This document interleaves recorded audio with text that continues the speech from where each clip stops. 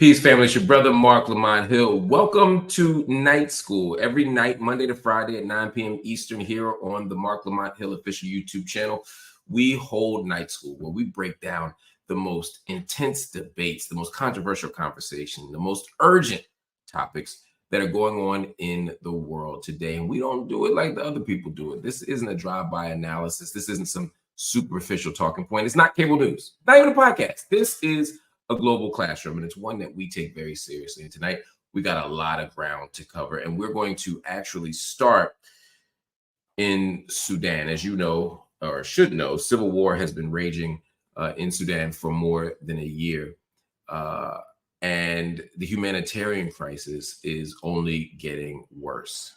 An estimated 19,000 people have been killed. More than 10 million have been forced to flee their homes. The International Rescue Committee has said that Sudan is facing a, quote, catastrophe of historic scale. Darfur is already experiencing famine. 13 other regions are on the brink. More than 25 million people are already dealing with acute hunger. And Sudan doesn't get much media coverage. You know, for years, decades, I've talked about Palestine. I've talked about sort of what's been covered and what hasn't been covered. But even to the extent that Palestine has been undercovered and the suffering and the misery has been underexamined, we look to Sudan, as well as Congo, as well as Haiti, as well as other places, and we see even more of an underrepresentation. Sudan simply doesn't get the story told of the awful conditions that are there, but also of the situation, the structures, the institutions, the powers, the nations that created the crisis. Anyway, over the weekend, a little bit of that changed because Macklemore, the rapper, decided to put his money where his mouth is. He canceled his show in Dubai and called out the UAE for its role in the, quote, ongoing genocide and humanitarian crisis in Sudan. On Saturday, Macklemore took to Instagram and he posted this. He said, "I know that this will probably jeopardize my future shows in the area, and I truly hate letting any of my fans down. I was really excited too. But until the UAE stops arming and funding the RSF, I will not perform there."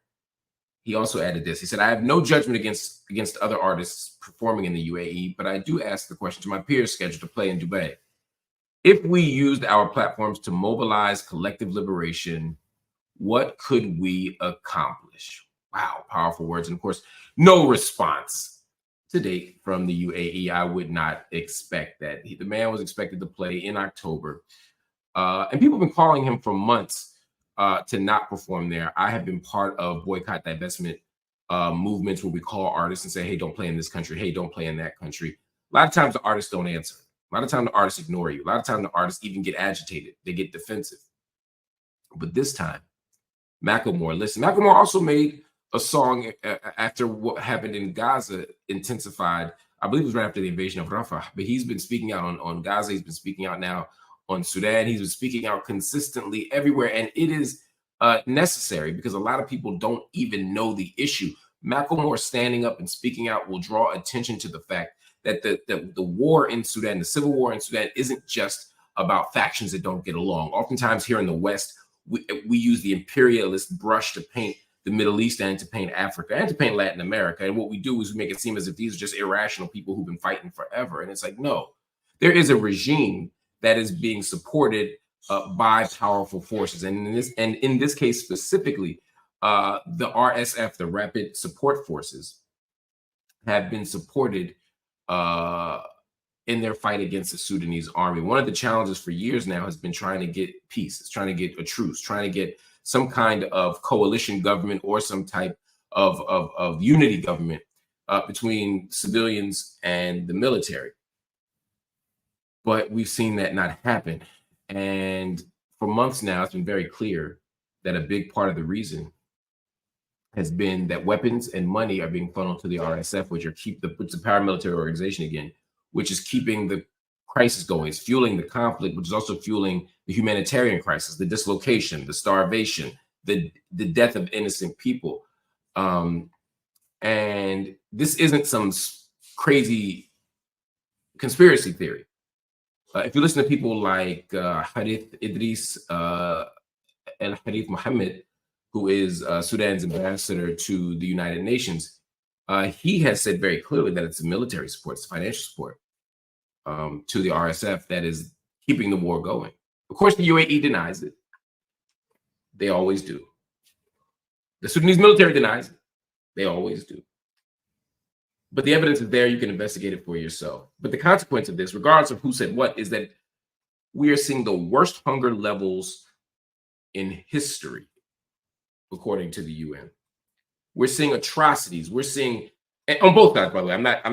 I'm not excusing the actions of the Sudanese military, but what we're seeing from the RSF is a genocide. I mean, they're literally killing non-Arabs. The Black or African populations are being killed. Now, some say it's local militias, some say it's other people. All of it might be true, but we know the RSF has been doing this thing. Anyway, all of that said, we can go. I'm going to bring a Sudanese expert, a Sudan expert, on to the show in the next day or two to really break down what's going on. But at the end of the day, Macklemore stood up. Macklemore told the truth. Macklemore took a courageous stand. Macklemore took a courageous stand when there was something at stake. A lot of people speak out when there's nothing at stake. You can speak out about Gaza right now and not lose a job. You can speak out about Congo right now and not lose an endorsement. But what happens when there's something real going on? What are you willing to lose? What money are you willing to lose? What fan base are you willing to lose? UAE is big money. Gulf money, Khaliji money is big. And they may tell him never to come back because he may have embarrassed them in their minds. But he's willing to pay the price. So shout out to Macklemore for walking the walk, talking the talk, doing the work that needs to be done, making the sacrifice, not taking a moral high horse, not looking down on others, but definitely setting out a path that all of us should follow. Shout out to you, my brother. All right, family, on to the next thing here. We got to talk about Donald Trump just for a second. I don't like talking about it. We got to talk about it just for a second because your boy is slipping in the polls. He's been slipping for a while, but now he's also slipping in them TV ratings, and you know it's eating him alive. He's a ratings killer now. How does that feel, Donald? You are terrible. A complete disaster. Nearly 22 million people tuned into the DNC, the Democratic Convention, but only 19 million people tuned into the RNC. Now, 19 million ain't bad, but Donald Trump loves to have the biggest show on earth, and it turns out he didn't. And anyway, with that many eyeballs on the DNC, there was an opportunity to do something special, to get even more support, to galvanize the people who were uncertain or, as we know, uncommitted. They could have unified the Democratic Party, but Democrats never miss an opportunity to snatch defeat from the jaws of victory. Instead of widening the tent, doing the right thing, taking the principal position on the Middle East, specifically on Israel-Palestine, they decided to deny a Palestinian American a speaking slot. I'm talking about Georgia State Rep Roa Roman. She's a Palestinian American. She's also a Democrat. And she joined them uncommitted delegates who were protesting outside of the DNC. And it was interesting because even though the Democrats shot themselves in the foot and did not let her on that stage, she still shared some of what she would have said had she been allowed to speak on the big stage. Take a listen. Especially hard as we've been moral witnesses to the massacres of Gaza. Let's commit to each other, to electing Vice President Harris and defeating Donald Trump, who uses my identity as a Palestinian as a slur. Let's fight for the policies long overdue, from restoring access to abortions, to ensuring a living wage, to demanding an end to reckless pork and a ceasefire in Gaza. To those who doubt us, to the cynics and the naysayers, I say yes, we can. Yes, we can be a Democratic Party that prioritizes funding our schools and hospitals, not for endless wars. That's right. That fights for an America that belongs to all of us, black, brown, and white, Jews and Palestinians, all of us, like my grandfather taught me, together.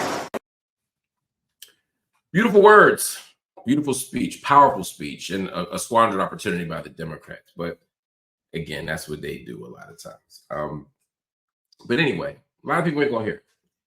And a lot of people aren't going to vote for Kamala Harris because of her commitment to Israel. She made it very clear after the DNC and before the DNC through her words, her direct words at the convention, but also through her aides, that they're going to keep funding Israel. They're going to keep sending weapons to Israel. She did, though, add that Palestinians deserve freedom, safety, and self-determination. Freedom, safety, and self-determination. Those are big words. That third word, self-determination, is huge. But it only matters if it comes with a plan, if it comes with a policy, and it comes with political will. Because otherwise, you can say self-determination. We've been saying self-determination for decades. We've been saying self-determination certainly since Oslo. But none of it matters if you don't have the power to make it happen.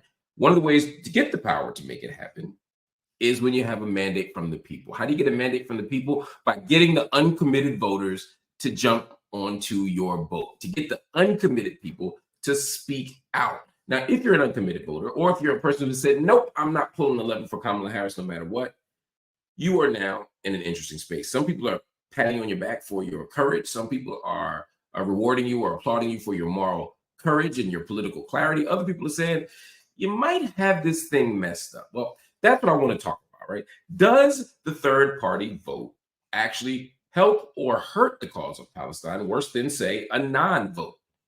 I got somebody here who knows all about voting, knows all about foreign policy, knows all about global affairs. She's a dear friend and former colleague, and just a wonderful, extraordinary human being. Her name is Nayyera Haq, and she is a journalist. She's a host on Sirius XM Radio. And you also see her on them cable news channels all the time, adding some clarity and sense. She's also the former White House senior director under the Obama Obama's administration. She's also served in the State Department and the U.S. Treasury. Basically, she's had every good job in the world. She has all the brown jobs. Nayyera, good to see you. I mean, listen, I was the man for a really long time. So I'm doing my penance now for it.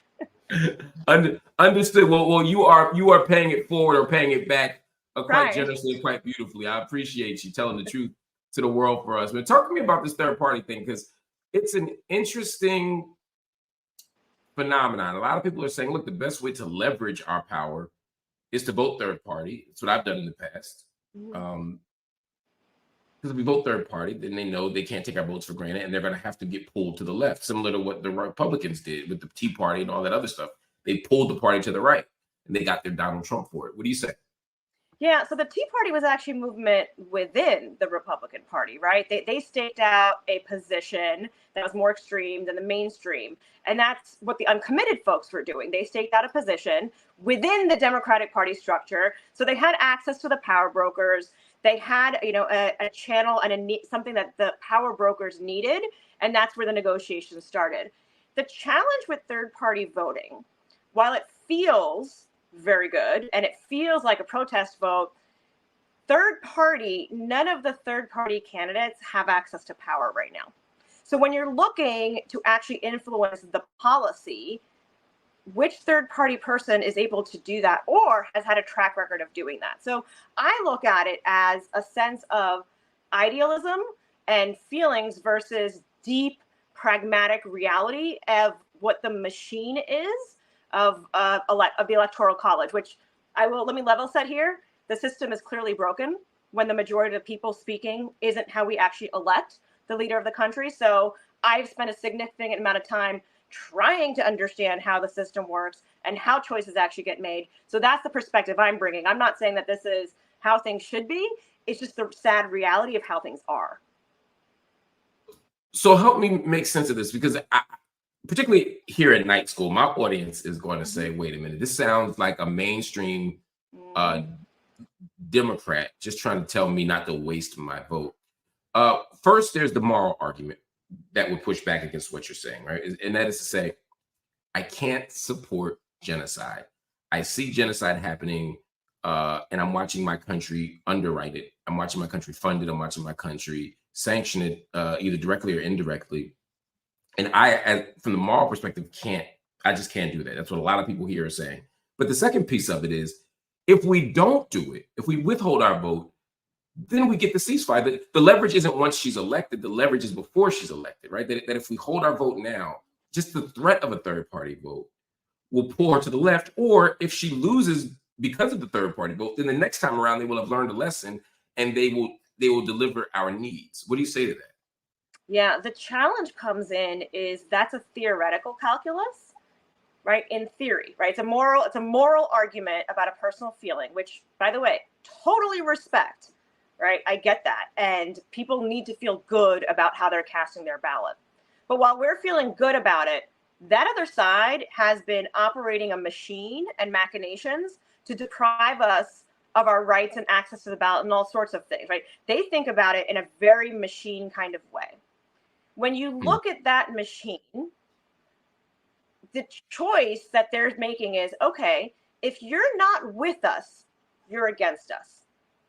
That is their very deeply pragmatic thing. So if you think about what role you want to play there, I think that's a question for potential third-party voters to ask themselves, is what does it mean to be with or against?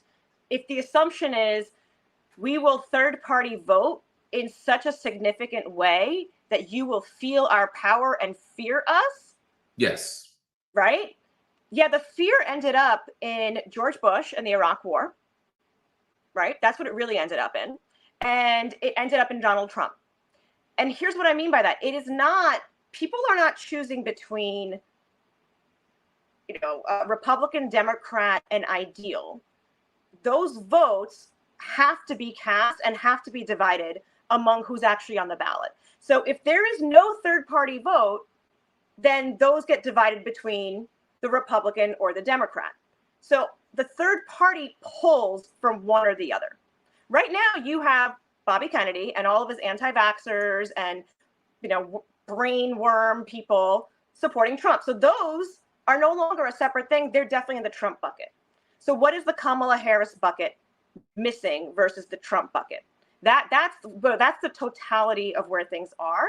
And I can't tell you that any of the third party people, while they may say certain things and give you all of these folks are saying things, I can't guarantee you right now that any single one of these people who's running for elected office is going to actually follow through on what they're saying. Look at their donor lists, look at who's on their staff, look at the events they go to and where they go to. That is a much better way of understanding who actually influences every single one of the candidates. I think that's right. But I think the third party strategy is not contingent on the third party candidate following through. It's about the power of the movement, right? I voted for Jill Stein multiple times as a Green Party member, and and people come to me all the time and they say, well, what if, Jill Stein this, Jill Stein that, and there are legitimate critiques to be made of Jill Stein, although I think many are unfair. But to me, the legitimacy of the Green Party movement or the vote doesn't hinge on her being a potentially good or bad president. Here's what I think, and this is the key part, Mark, that I'm so glad you drilled down on this, which is the difference between a movement and a specific election, right? The idea of I'm going to do a protest vote in a period of time where 10,000 votes could change the balance of an entire state. Now that's power, right? That's power in a place like Michigan and Florida, where Absolutely. just a couple thousand, right? A couple thousand votes can make all the difference. But then realize how you're using your power. That's all I'm saying.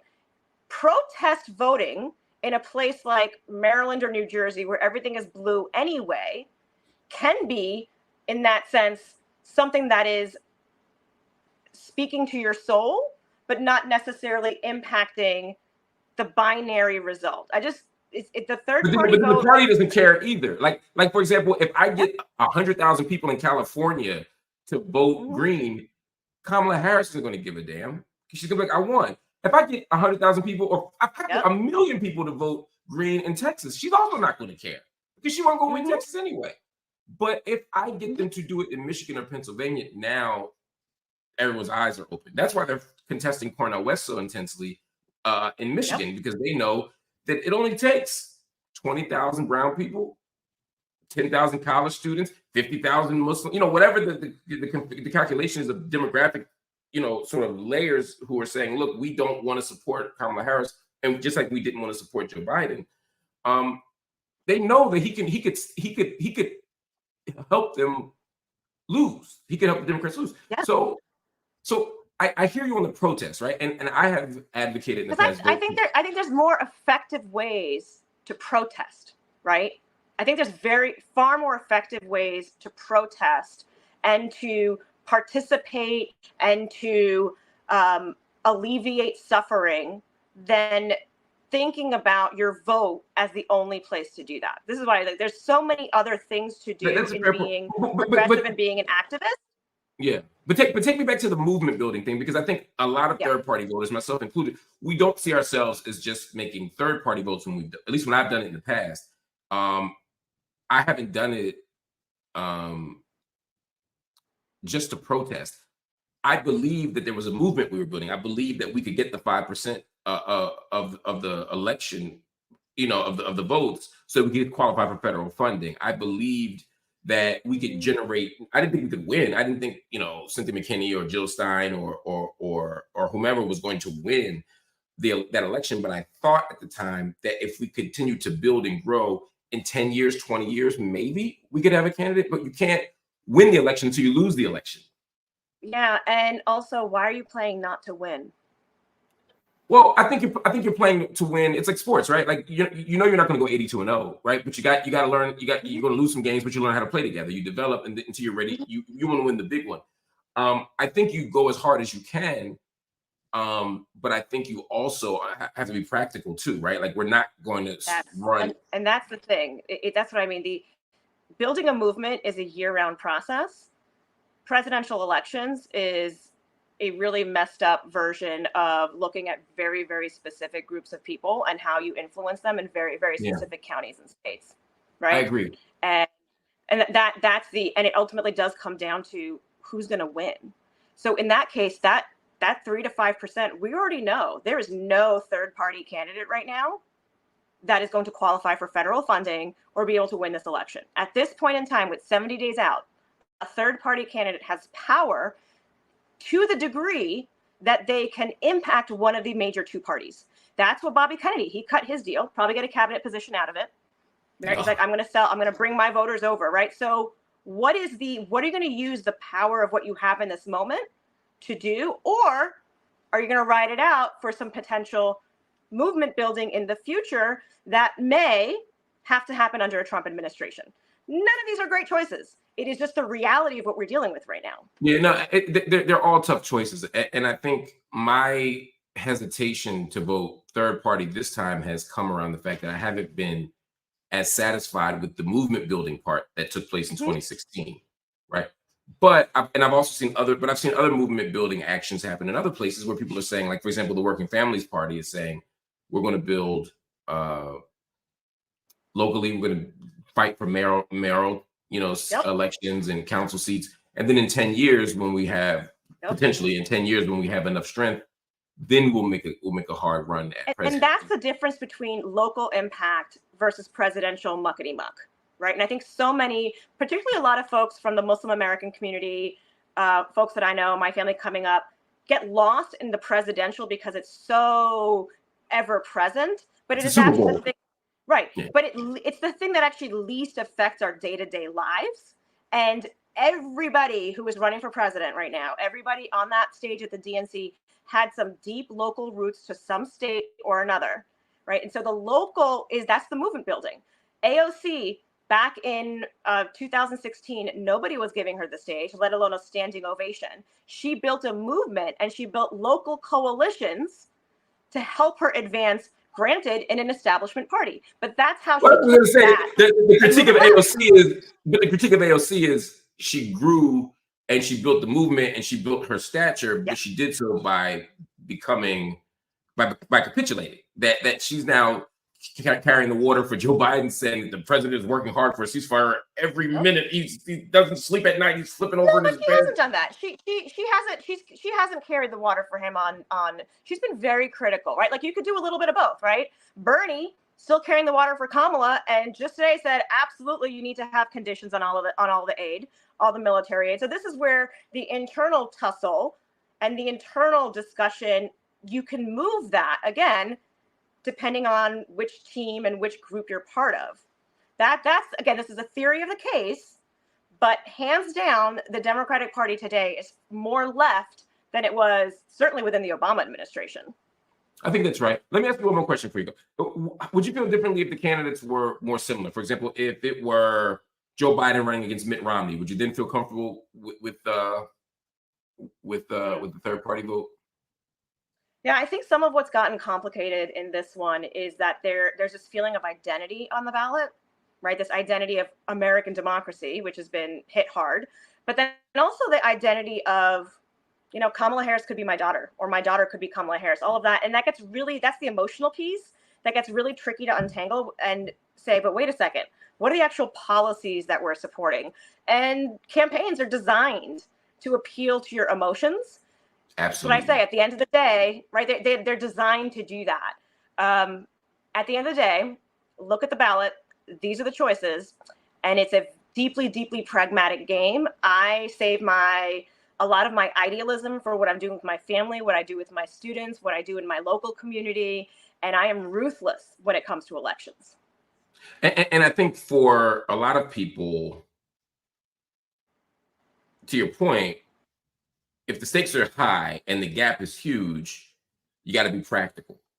But and I think a lot of people are concerned that every election, every Democrat tells you that every Republican is the worst person ever, and that the sky is falling. Yeah, and that's a big that's a big problem the Democrats did. Everything was like, oh my God, hair on fire. Right. And you're like, you're all equally oppressing brown and black people. So why? And that's the challenge, Nayyera, because, you know, for a lot of people, I think they're walking away saying, well, you're telling me, you know, Kamala Harris is our best chance for a ceasefire, but it's Joe Biden and Kamala Harris that have funded the genocide in the first place for the last 10 months. So, you know, Trump, my personal opinion is that Trump is qualitatively and quantitatively worse than Kamala Harris and Joe Biden, even on the issue of Israel-Palestine.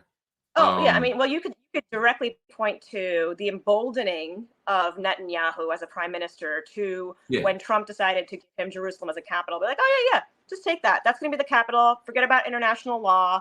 And Trump turned his eye to the incursions into the West Bank. All stuff that may sound really nerdy and detailed, but was not happening under an Obama administration. In fact, Obama's told Netanyahu to get lost and don't show up in the country. So, well, the thing is, but I think a lot of it was happening with Democrats at least pretending to kick and scream. But the settlement expansion still happened. I didn't say that they couldn't do more. I didn't say they couldn't do more. I'm looking at what actually was done. No, I know you're not defending them. I guess what I'm saying is, at the end of the day, there are a lot of people who say, even when we vote for the Democrats, it's still really bad. And so let's stop pretending that somehow Democrats are going to make the conditions in Gaza or the West Bank or Lebanon or Syria or Iraq or Congo or Sudan. Like, it sucks everywhere, no matter who's president. Yeah. So maybe at this moment we can leverage our power to do something different. And again, I'm not confident. My calculus is different. My calculus is Kamala Harris is probably going to be as awful on Palestine as Joe Biden was, as Bill Clinton was, as Obama was, with a tiny asterisk, as everybody's been for decades, right?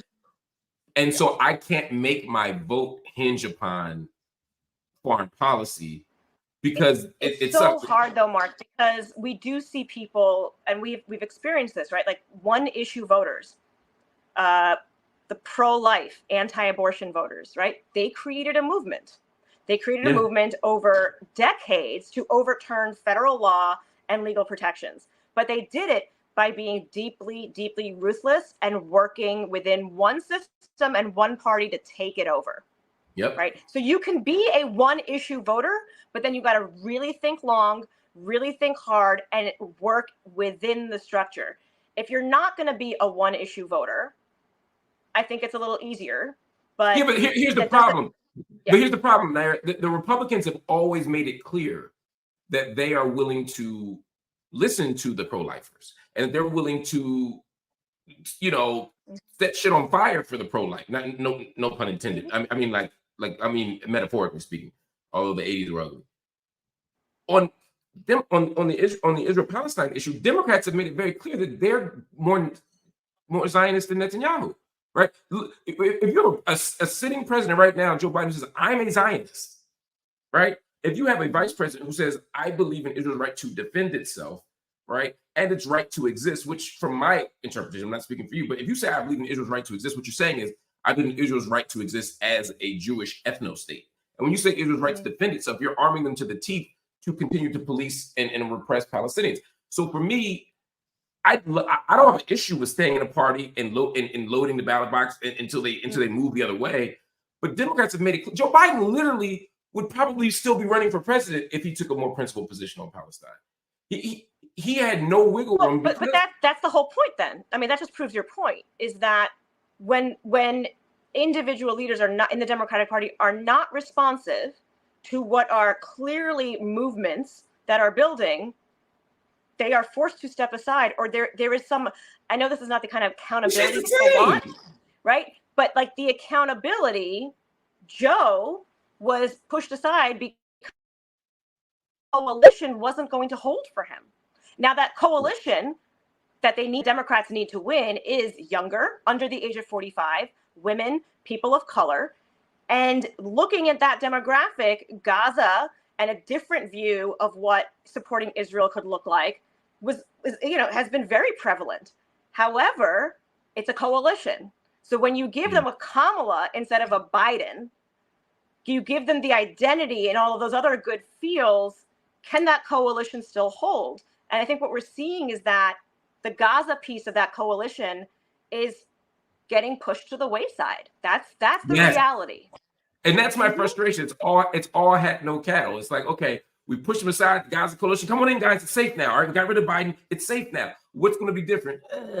I'm going to say self-determination before funding them. I'm going to say safety before giving them Israel weapons.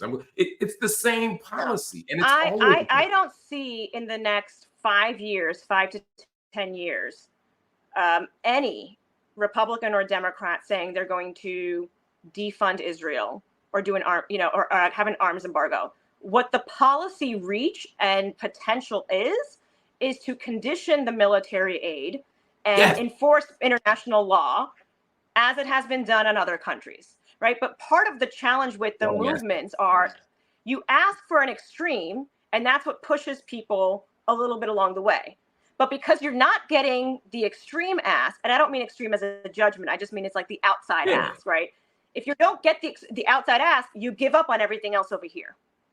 The roar in that room, when Kamala Harris said, as the nominee, Palestinian right to self-determination, safety, and all of that, that was as loud as people cheered for her actually wrapping up her speech and like, oh my God, she's the nominee. So there is clearly a passion in something there, whether or not the people who are sitting in leadership positions recognize that in this moment, I think is different than what will happen in the next 2 to 3 years as this movement continues to build. I hope you're right. I'm going to keep watching. I'm going to keep pushing. I'm going to keep agitating from the left, and I hope that we see a different outcome. I'm just increasingly disillusioned with the possibility that Democrats are going to give what we need on this. And again, I'm not saying that as an argument not to vote for Kamala or to vote for Kamala. I'm just saying I personally decided that the work of liberating Palestine isn't going to happen through the electoral process anyway. And so I need to consider other things simultaneously. Anyway, Nayyera, it's so good to have you. Got to come back soon. And Mark, and here's the thing. I know I'm sitting here as a person with different government titles and all of this, but the value of people on the outside agitating and moving and pushing is what ultimately makes systems adapt and not get stale. So I think everything that's done, whether in the spirit of protest or the spirit of enlightening people, is deeply, deeply valuable, and it shouldn't stop. It can't stop. Anyway, Nayyera Haq, thank you. Come back soon. We miss you. Take care. All right, everybody. That was Nayyera Haq. She's brilliant. I told y'all I love talking to her. Stay with me, y'all. We're gonna take a break. When we come back, I got a lot of stuff to talk to y'all about, man. We got Mehdi Hasan and Ritchie Torres going at it on Twitter. We got Cam Newton going viral for being kind of weird. We have a tragic death in Philadelphia from the rapper YBC Dul. We're gonna talk about all of it, what it means, how to deal with it, how to think about it, and what it says about the world we're in. Anyway, stay with me. Much more Night School coming up right after this.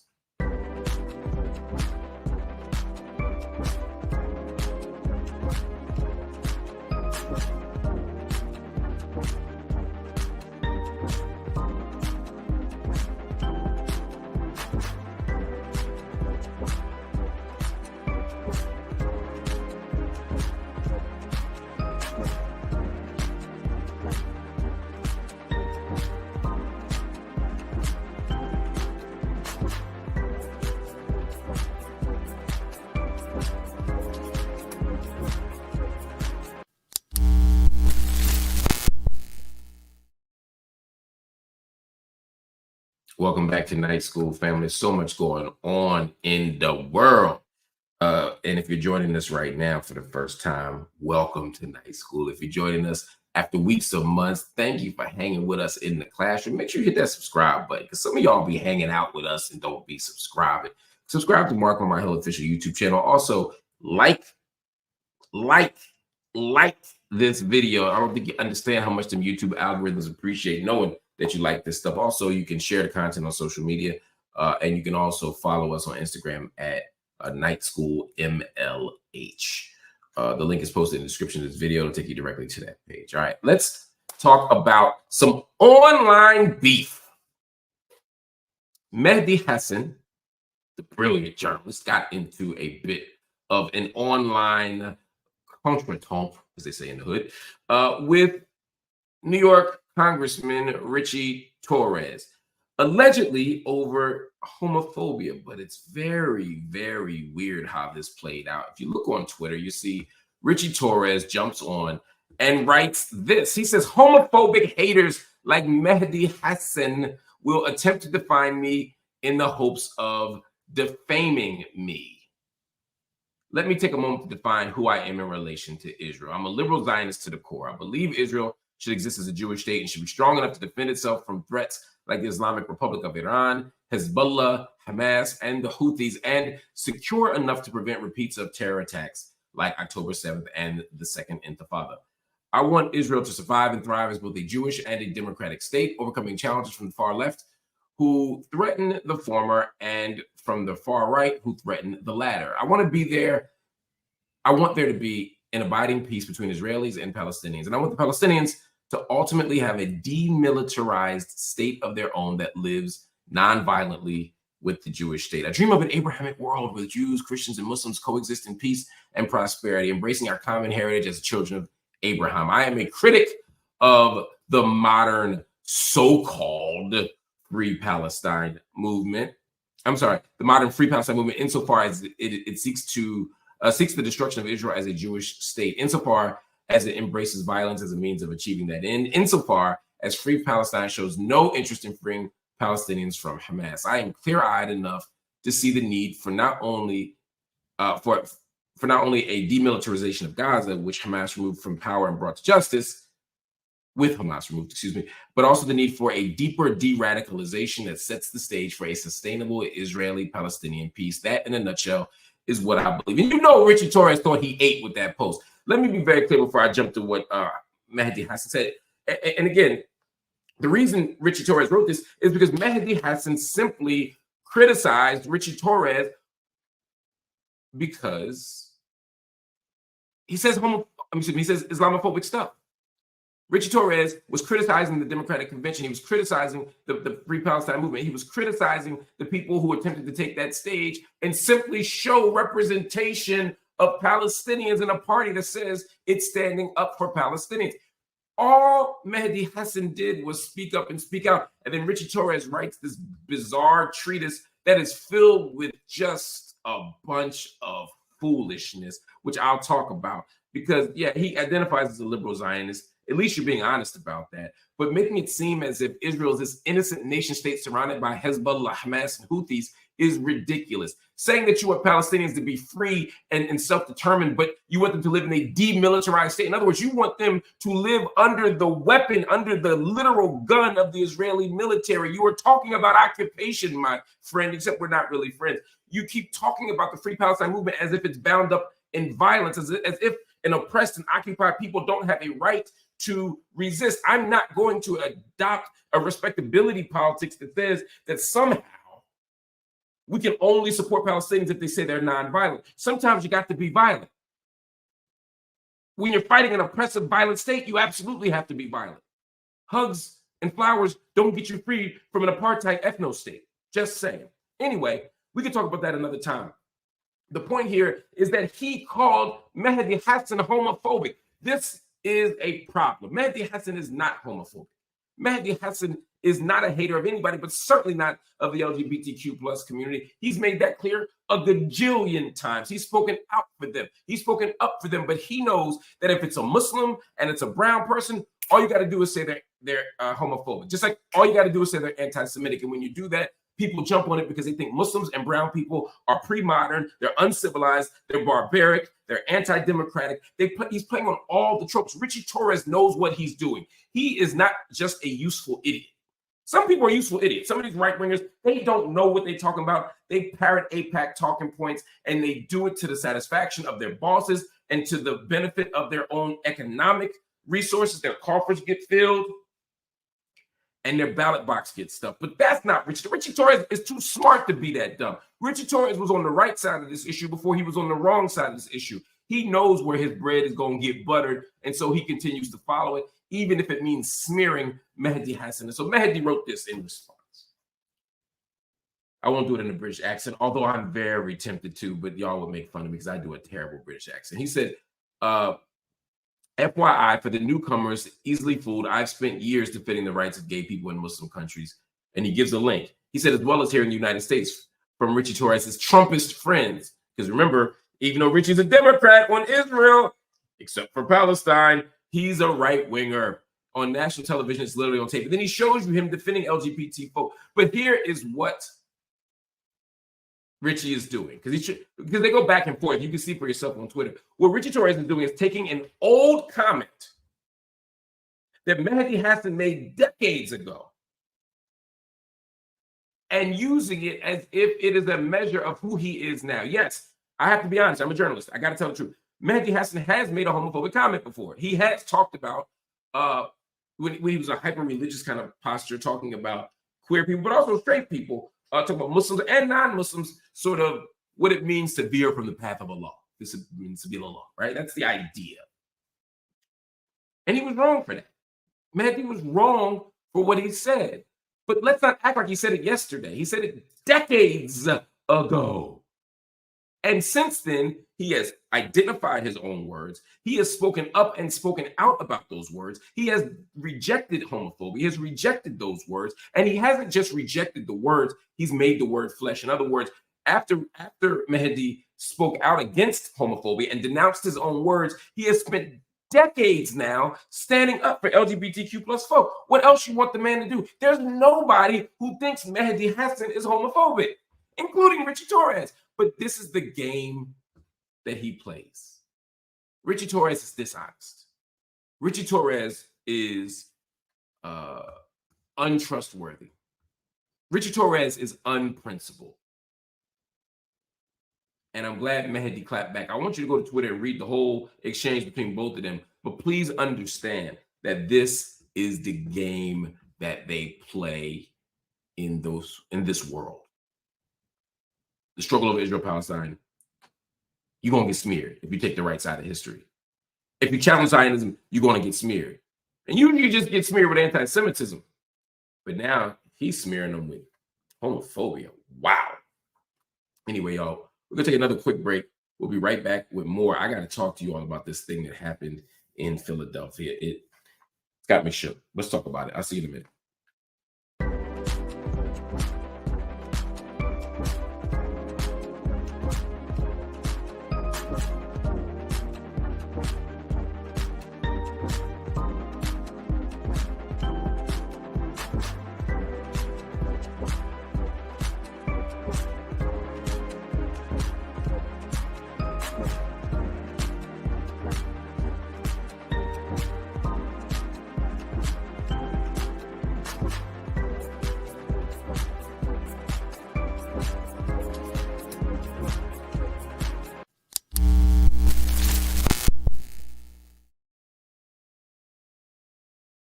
Welcome back to Night School.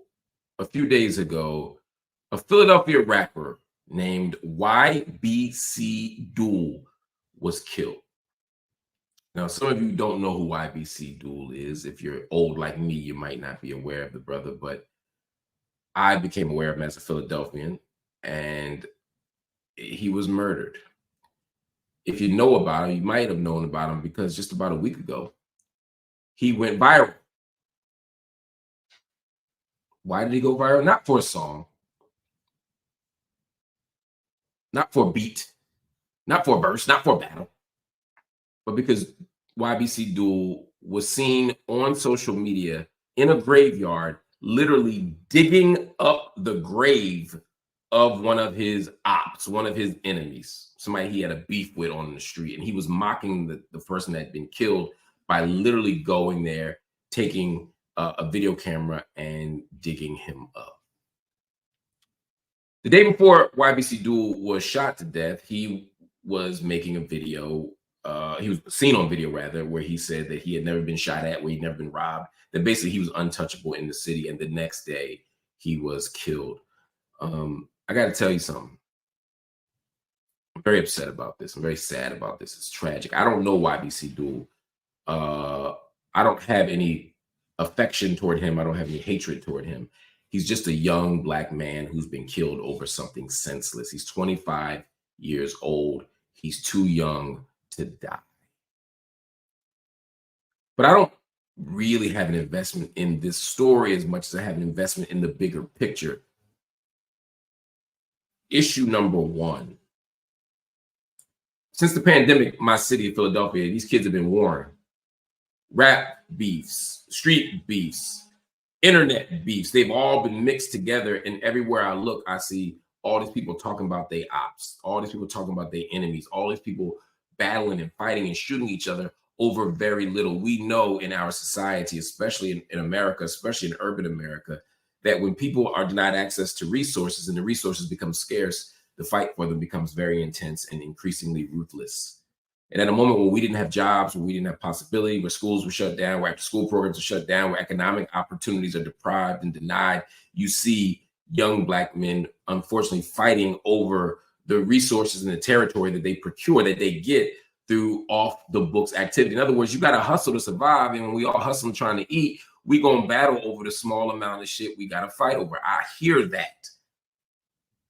But that's always been the case. I think what frustrates me now is that these kids ain't just dying over blocks. They're not just dying over beef. They're not just dying over money. They're not just dying over drugs.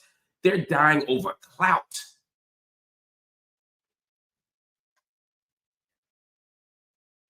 Before social media, nobody would be in a graveyard digging up their ops. Nobody would be calling each other out. Nobody would be, look at this, right?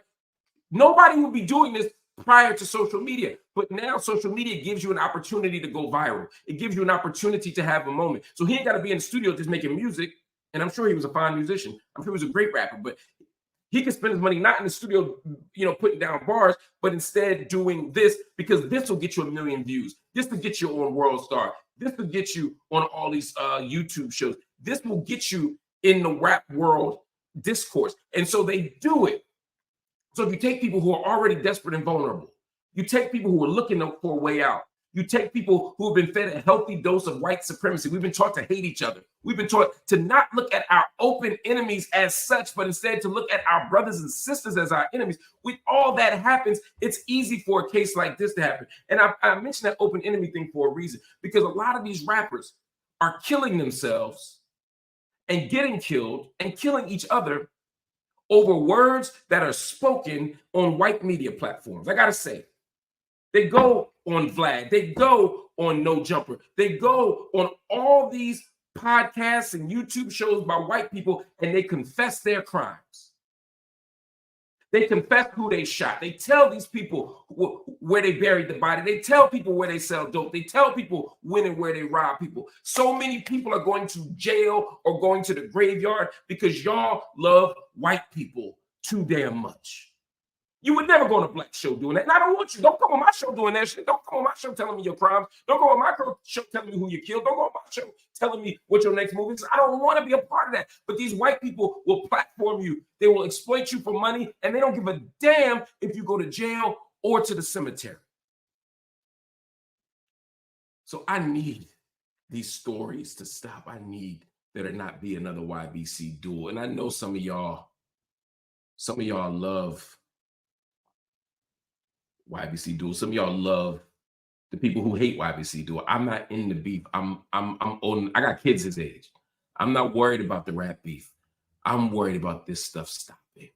We got to dismantle the system that makes these people so damn hungry in the first place. But we also have to teach our children to not invest in this social media world, which ain't real. We can't keep living for clout and likes, because they'll keep dangling clout and likes in front of you and watch you make a fool of yourself, watch you disrespect your family, watch you undermine your community, watch you kill your brother and your sister. We can't allow that anymore. So rest in peace, Ali Hamhu, to the brother YBC Dul. Inna lillahi wa inna ilayhi raji'un. But I'm also sending peace and love to everybody in my city and everybody around this country. We got to put our hands to the plow. We got to organize. We got to build. We got to teach. We got to mentor. It's our responsibility when this happens. It's my responsibility. It's my fault when people in my city die like this. I'm taking responsibility that we're going to stop these gun deaths. We're going to stop this senseless murder. We're going to stop this ridiculous appeal to social media. We're going to invest in our community. We're going to change all of that. All right, family, we're going to take one more quick break. And when we come back, I'm going to talk about Cam Newton. Oh, Lord, so much going on. So,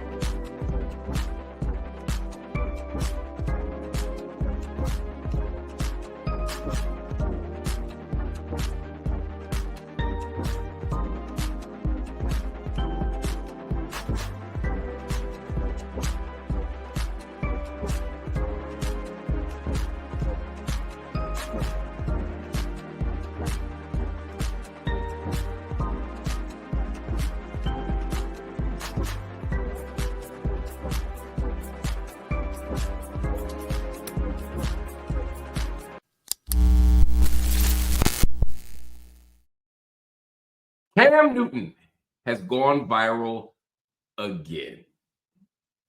The great NFL star quarterback appeared with Dr. Bryant. I don't know if y'all know this sister, but she is a therapist. She is compelling. She is brilliant. She's super interesting. I wasn't super aware of her until recently, but she's been reading people they write. And it was so interesting to watch her give Cam Newton a very thorough breakdown of himself and his choices. In particular, Cam Newton was talking about his desire maybe to have more kids. For context, Cam Newton got 8 kids by 3 women, and he's saying he wants more kids, but he doesn't think he wants marriage. Here's what the exchange, he just watch it for yourself. People see my situation and not think that I'm not high functioning. What situation? See my situation. That's a very vague question, and it's for you What to situation are you referring to that they're looking at and thinking is not high function? Just my life. Your life entirely, or your life in relationships? My life. See, don't deflect. Let's stay here. Your life entirely, or your life in relationships? Both, really. And they think that you're low functioning. No, I don't. You just said people see your life and think you're not high functioning. The opposite of that would be low functioning. No. Okay, so here you go. You're trying to take my intentions away from this. Is can I correct it? Yeah, go ahead. Or can I give you more? Yes, more information. Heck yeah. So, I'm not married, right? I have beautiful children. How many? 8. I didn't do my research. I thought it was 4, but 8. Okay. No, baby. Cool. It's by how 8. many women? 3. And this is the kicker. I want more. Now. By multiple women? What's the intent? I just want God about to your bring wife? them. I just want God to bring them. Oh, okay. And you have, so you just. Because my point is this.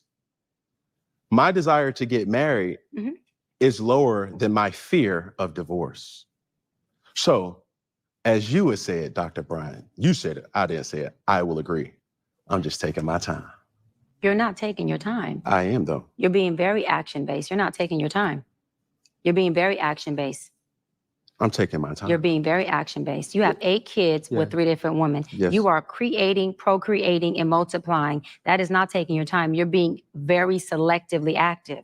Okay? So you're creating, in disclaimer, the kids are innocent. They are beautiful and amazing. Anything I say has nothing to do with them babies, because I can't wait to be a mom, and I love the kids, period. But you are proactively choosing where you want to be active at and where you want to take your time. You want to take your time in having a wife because of your own fears. But you will, and I say this with all respect and love, what I'm about to say next, okay, Cam? But you will selfishly create broken families, even if you're in their life and you're a proactive father, and I believe you're an amazing daddy. I can only imagine with just your presence and knowing you thus far. but these families are still broken. Every child cannot have papa in the house with them. So some child, if not all will end up with some kind of deficit without daddy being there. Now, you chose to do that. I'm not saying you sat there and woke up one morning and said, I want to be selfish today, so I'm going to go make a baby. Not saying that at all. But those are selfish acts at the expense of your fear. So at what point do you feel the fear, do it anyways? And yeah, that is a low functioning behavior to say that I am going to create these homes. Let me go better. I'm going to build these houses and put kids and these beautiful women and kids in them, but I ain't going to create a home in them. I'm going to wait till I dissipate my fear to find a wife where I'm still going to be fearful with, because there's no such thing as not having some type of nerve or some type of feeling behind marrying somebody who you're spending your life with. And then I'm going to build a home with her while all these other beautiful babies have houses. That's completely unfair and it's selfish. Just tell me when I can solve. Yeah, almost. That's completely unfair and that's selfish. And so, yes, you're taking your time in this department, but you're not taking your time in this department, which means you're compartmentalizing. And compartmentalizing never works. Compartmentalizing hurts everybody involved. Everybody who's in this box and that box and this box and that box and this box. And then here you go over here trying to figure out what box you're going to feed or entertain or do. Then you're looking outside to figure out who's your next victim to put in the box. It's unhealthy. And it's a huge dysfunction within our Black community that I truly believe personally, statistically, mental health wise, and community wise, that Black men would stop. Black men will what? Stop doing that, that they would stop that dysfunctional behavior of compartmentalizing and creating houses, not homes, and then finally a home with the wife. And then you have all these other houses that are homeless, but you over here at some point when you do get a wife, if you do, I'm saying if that's what you want, you will, you'll get whatever you want. You're trying to create a home. Totally dysfunctional and extremely, that's the epitome of selfish. So much there. First of all, this is one of the rare moments where I thought a public therapy session was helpful. It felt a lot less performative than normal. She was honest, she was direct, she was strong. She pulled him back when he tried to deflect and when he tried to make a game out of it. I appreciated this exchange for so many reasons. I don't agree with everything she said, and I'll talk about that, but I appreciated her having the commitment to calling him out. First, when he says, I have these 8 kids and, I want more. And, I just want God to bring them to me. As if babies just fall out the sky. You are too old and got too many damn kids to not understand how babies are made. Babies don't just fall out the sky. God don't just bring them to you. I'm not questioning your religious faith. I'm saying even if you are the most religious person in the world, you understand that with the exception, if you're Christian, with the exception of maybe one time in human history, babies don't just come to you without sex. So you're making choices. And he's not getting everybody pregnant. I mean, it might seem like it with 8 kids, but he's not getting everybody pregnant. He's making choices, as she said. And you have to make the choice that's best for you, but you also have to make choices that are best for everybody else. Now, she said you're creating all of these broken families. I don't accept that. I don't accept the idea that every family where mom and dad don't live together are broken. It's not true. I don't accept that every family that isn't married or every couple that's not married is broken. It's not true.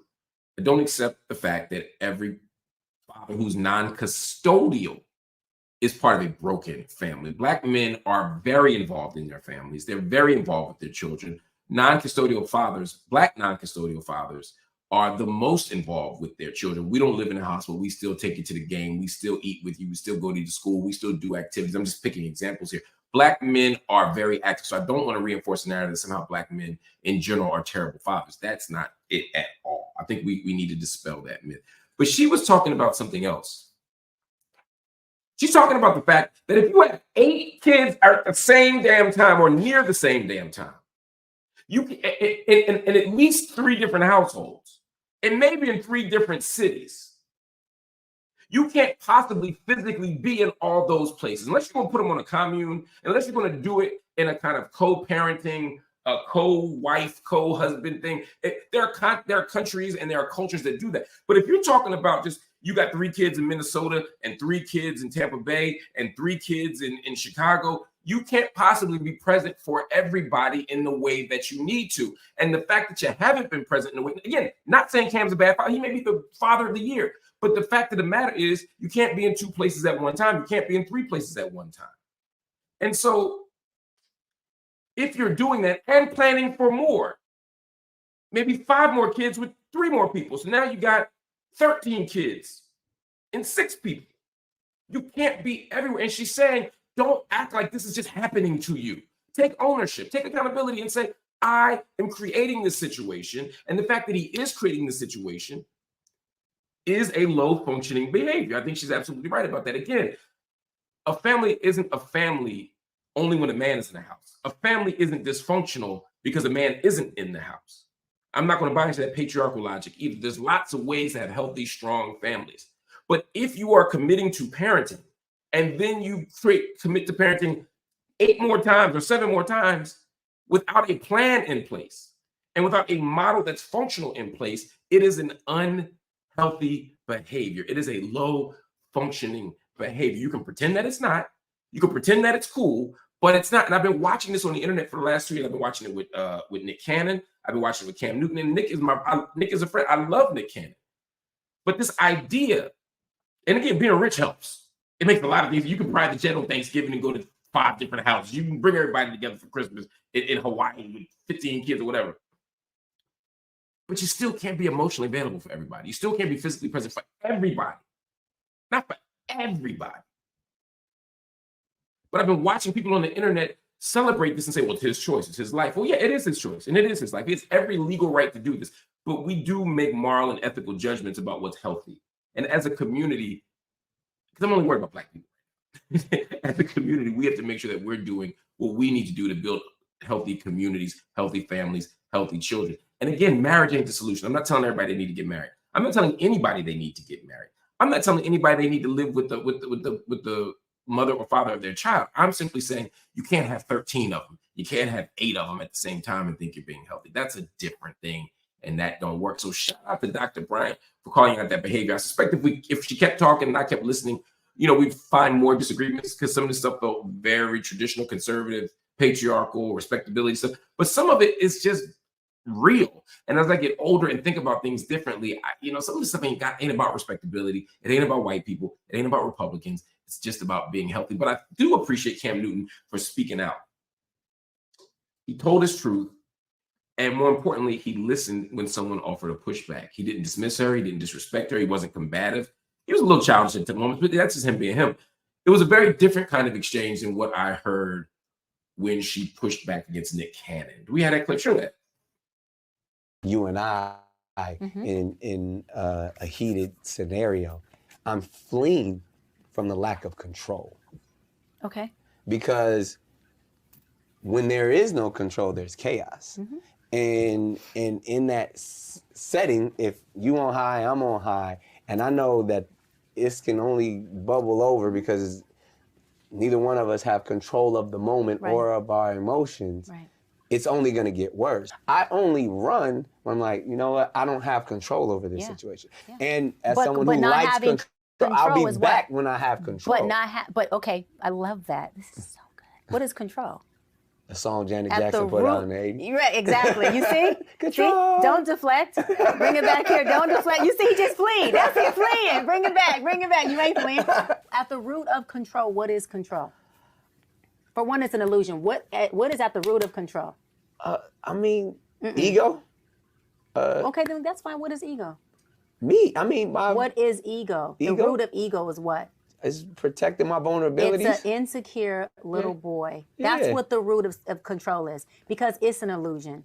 Okay? Because when we control anything. It's not illusion when you yelling, I'm yelling. No, we're talking about the control piece. Right, but that's what I'm saying. Neither one of us have control because our emotions are on high. But you have 2 people who are at the peak of a mental health freaking breakdown, a mental health issue. Control. So again, the way that you gain control is by 2 things.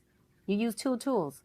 You cannot shift or change anything about you unless you shift or change your experience. So as long as you keep fleeing, that's why I'm shifting my ass out the door. But that's what you've been doing. But that allows you to stay in abandonment. That allows you to I'm stay comfortable with my abandonment because you are in your dysfunctional norm that you've become comfortable but with. It's worked. It's become a superpower. But you've learned to survive in it. You're not thriving in that. That's not thriving. You're surviving in that. Okay. And so anytime you are surviving and not thriving, there is no cape. There is no superpower.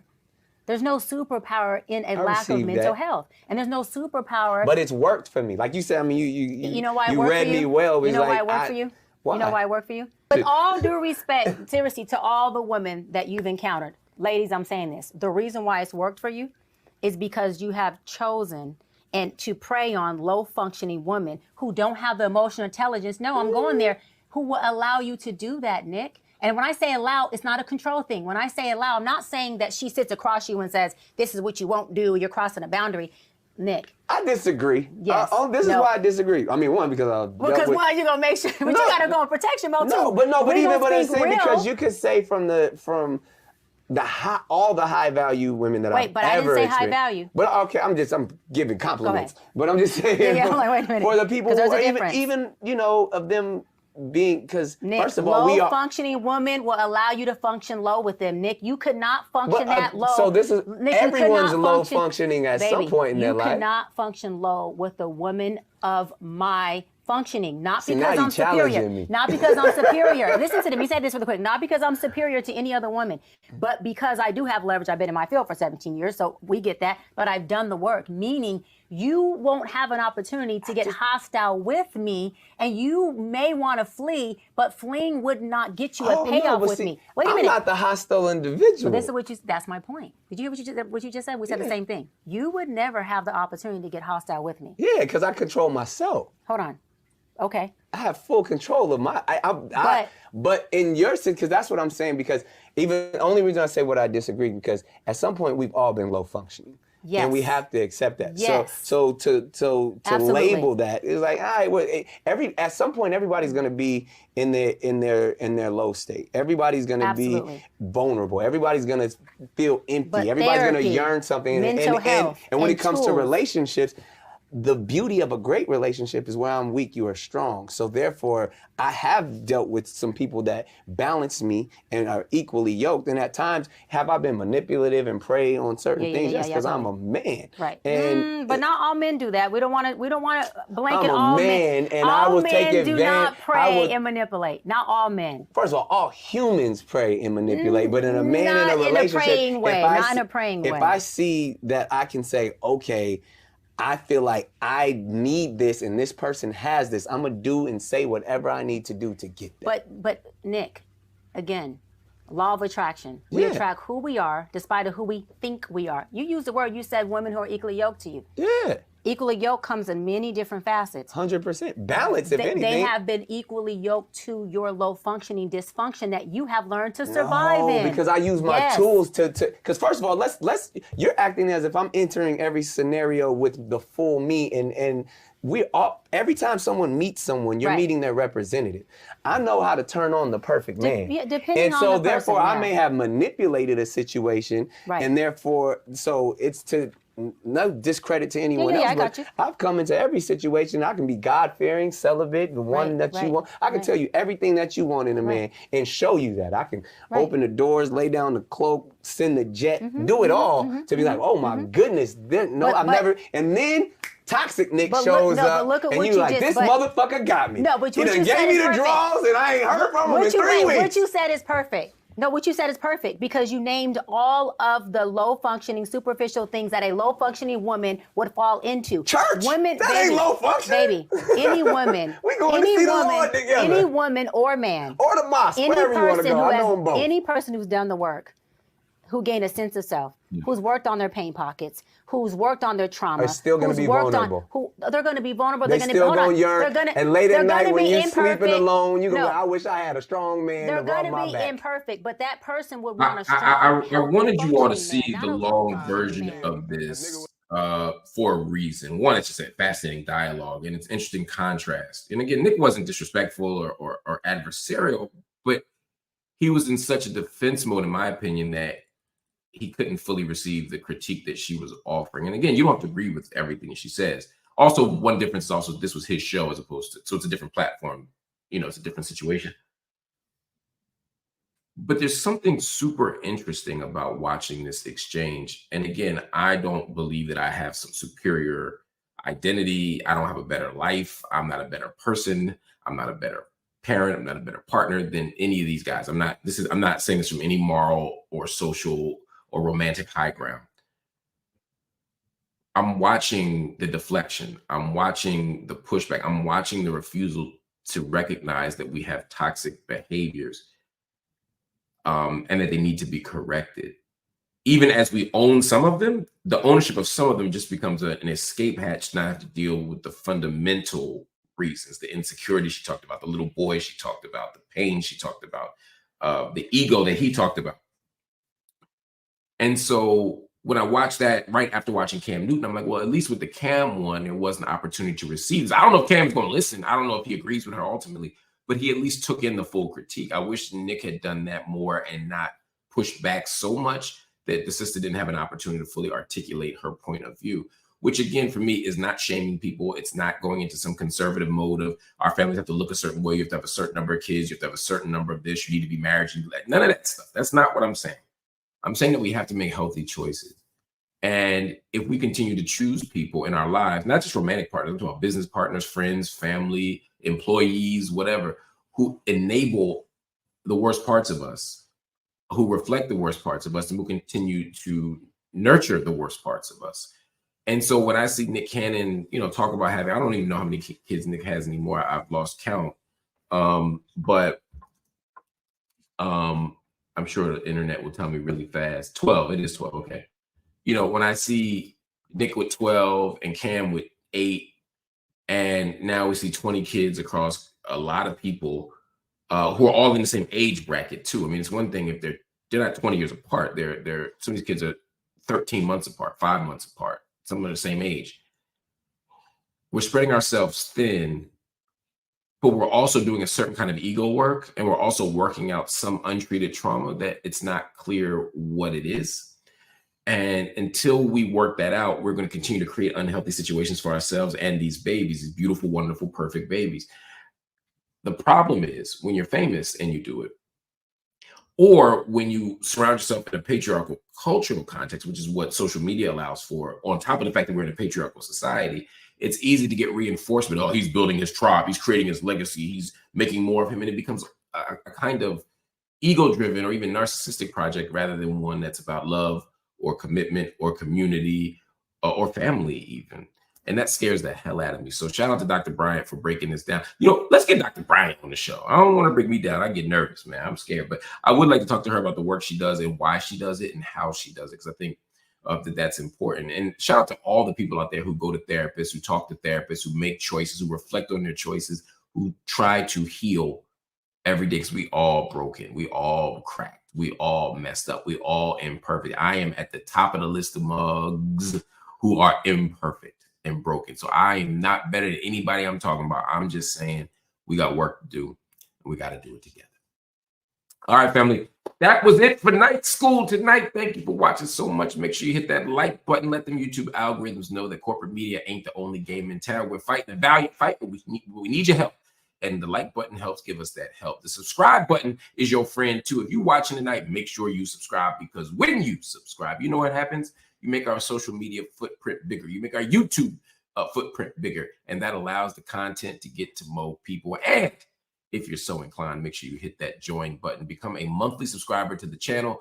If you do that for as low as $3.99 or as high as $100 a month, you can become a paid member of the channel, which gives us the financial stability and resources we need to give you Night School Monday to Friday, 9 p.m., to give you the office hours at 9 p.m. on Sunday, to give you coffee and books at 9 a.m., or to give you the Classroom and the Cell with Political Prisoner Mumia Abu Jamal every Sunday at 9 a.m. We got new episodes coming out this weekend. And I know some of y'all say we would love to support, and I do support you, Mark, but I can't make a monthly commitment. I feel you. Times are hard. Times are tough. And you know what? Mark's crazy. I may change my mind. So here's what you do. Go on to Cash App. PayPal, Venmo, or Zelle right now and make a payment right now. Just consider it the tuition for the month, right? It's night school. Make your tuition payment for the month. Go to Cash App, PayPal, Venmo, or Zelle. If you leave $1, we are grateful. There is no amount too small. $1 would make us happy. If you leave $1 million, Princess will be a little happier. I might even buy her an Eagles jersey. But we'd still be grateful. And if you want to live something between $1 and $1 million, it's all good. It's all appreciated. It's all valuable. We love all of it. But right now, if everybody watching were to donate $10, we would be able to meet our financial goals for the month. Again, if everybody watching right now were to go to Cash App, PayPal, Venmo, Zelle, and leave $10, we would be able to pay our staff. We would be able to pay our producers. We'd be able to pay for the content that we put out. We'd be able to pay for our licensing. We'd be able to pay for equipment. We'd be able to invest in the new studio. We could do it all if everybody watching right now were to give $10. But again, if you ain't got $10, that's fine. Leave $1. If you got more than $10, that's fine. Leave $1 million. Whatever you want to do, but we appreciate your support. And again, everybody ain't got money. Money's not the only game in town. So even if you don't have a nickel to subscribe or to donate, you can give the like button. We appreciate it. You can hit that share button. We appreciate it. When you share our content on social media, you can share the content. You can like this content. You can subscribe to the content. And of course, you should always study the content because that's what night school is all about. All right, family, I'll see you here tomorrow night, same time, same place.